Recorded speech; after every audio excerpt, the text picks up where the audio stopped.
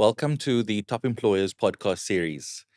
Today, we'll be touching on a few things relating to the top employers' process, methodology, and structure on how to become a certified top employer and what happens behind the scenes. My name is Nathier Jappie, and I'm the head of Africa for Top Employers. Today, I'm joined by my esteemed colleague, Karen Muller, which is the Global Client Success Advisor working with global giants such as Airbus, Boehringer Ingelheim, and JTI Tobaccos globally. Uh, Karen, welcome. Thank you. Thank you, Nate. So, Karen, first of all, I'd like to start off with what got you into HR, talent, and the people space? My love for people, obviously. I think HR is can be quite hard at times, but yeah, making the changes, seeing the changes, developing people, changing people, and obviously working with the clients that I am now, is just absolutely incredible. So, drawing from your experience, you've obviously come from various industries and fields and roles within HR, I should say. What brought you to, or what kind of stimulates and excites you about being in your current role within top employers? Being on this side of HR where all the new initiatives are happening and where we can actually take the data from our clients and we can do some research, we can work on insights, and then provide some options for our clients. And, just being there with them. Taking them through what we understand, how we understand, what we do within our roles, and then also how the survey should actually be integrated into everything that we do. So, for instance, right through from their people strategy into the people priorities, into the EVP. Just yesterday, I had a discussion with a client, and I said sometimes it makes me feel that some of our clients think it's a monopoly game. That they can just pull out in December and have this game and have a fight over who's got money, who hasn't got money, who's winning the race, who isn't. And it shouldn't be that. It should be part of everything you do within HR. It's very well said because we all know the people space is an ever evolving and a constant, and it constantly changes. That's the one Exactly. thing that I can sum it up to. Yes. What I wanted to touch on specifically and ask your guidance on, or kind of more clarity on, since you were in the HR auditor role, but now in the client success role. Um, we have 2,500 top employers globally as it stands in 2025, with close to 400 of those being in Africa, Hmm. as we know as well. What I wanted to find out from you and at least get some clarity on is what the process is in terms of becoming certified and where a lot of the data comes from in terms of how we build the case for companies to get certified. I think it's a question on the minds of a lot of potential prospective companies who Mm. want to get certified. What's Yeah. your take on that, Karen? So I would say a couple of years ago, it was all about completing the survey, trying to get through all the practices because 5 years ago, it was literally quite a number of practices. We've built that down and broken that down to 300 practices that we focus on. Yes, it is rigorous. Yes, your HR people do have to do a lot of work internally to be able to provide us with evidences. So, how it works is you would have a survey that you complete. Then you would, and this is all done via technology and on a dashboard, right? So you would complete your survey. The auditors will receive all the information on the other side.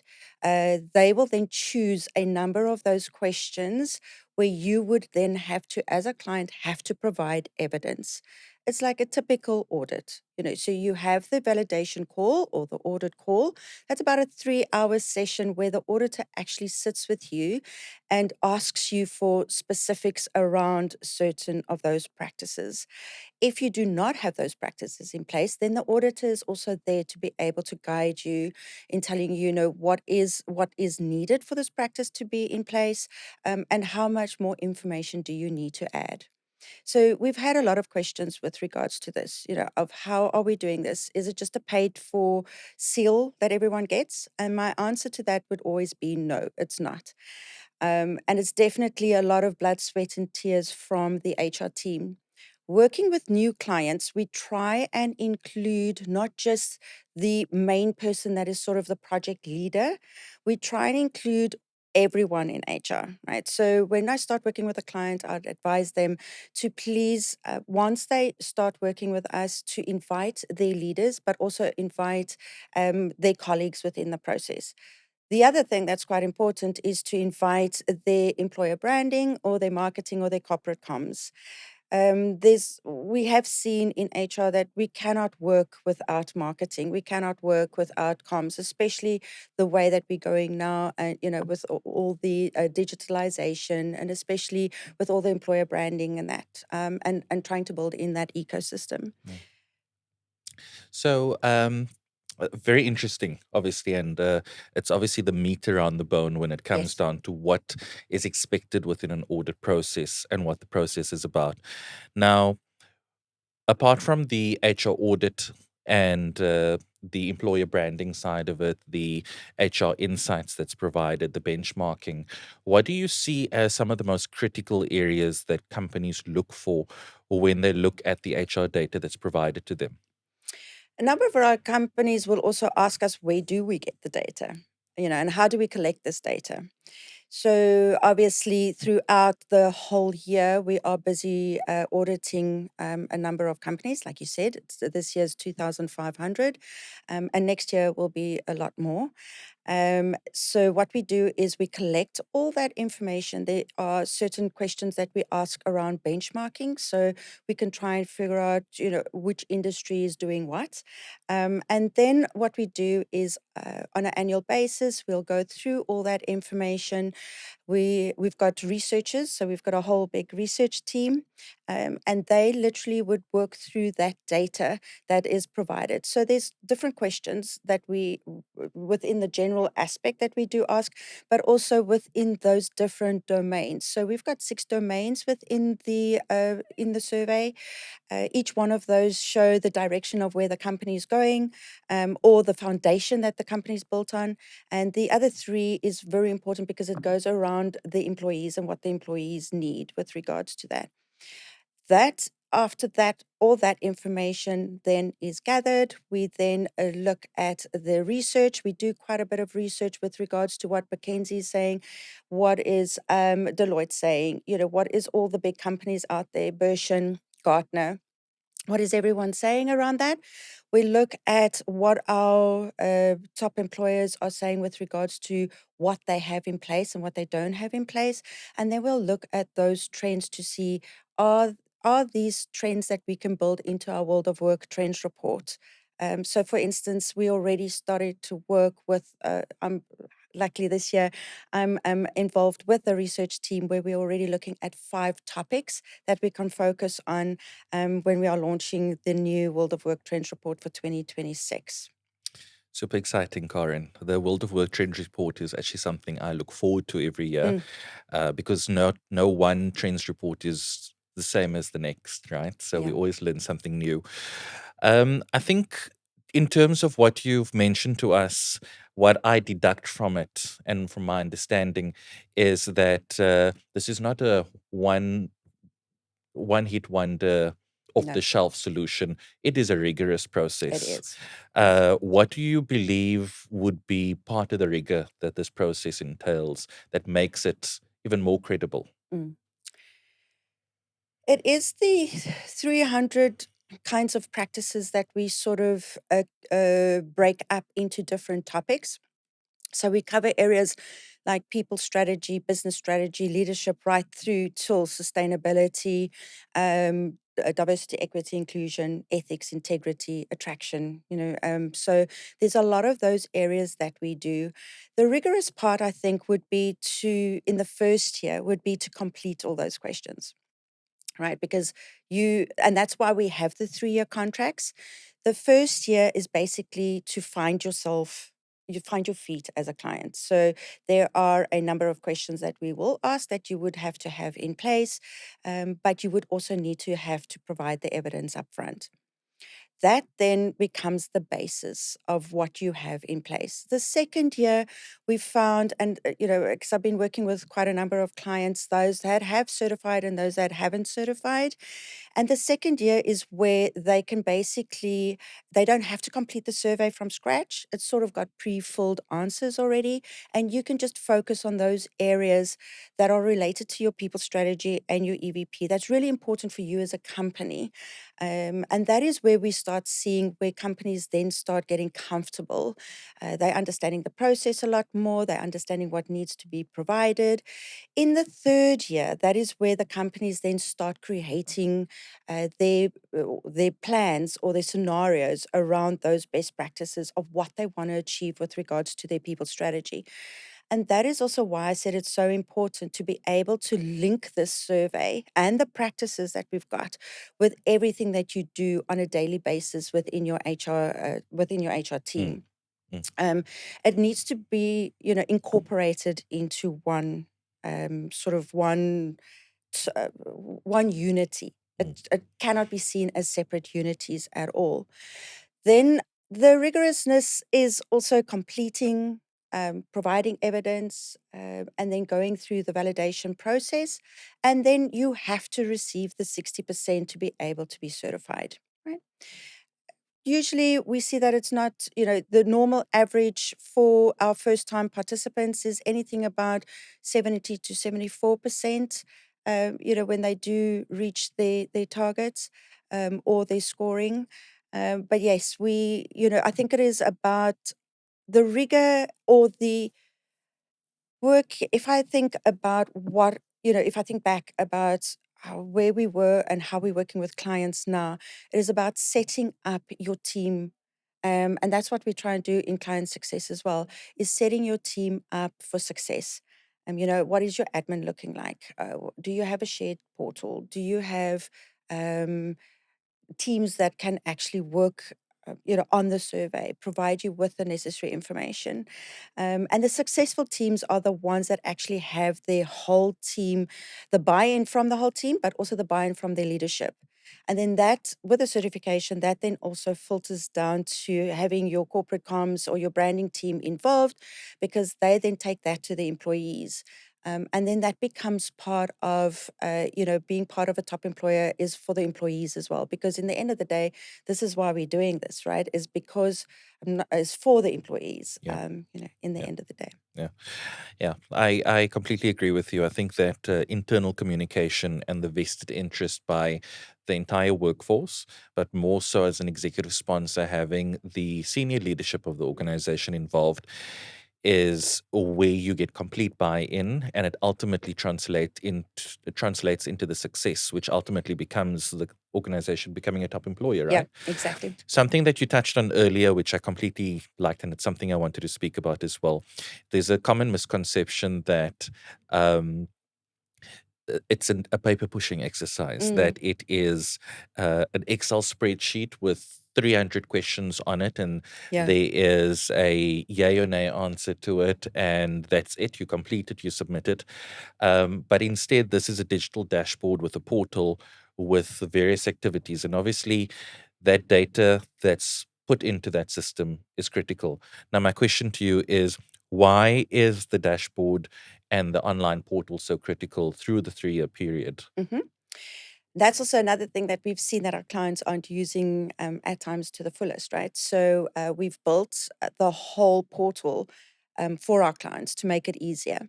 So within the portal, we have different aspects. We have your logo, because that means that that will pull through to everything that we are doing for you as a company.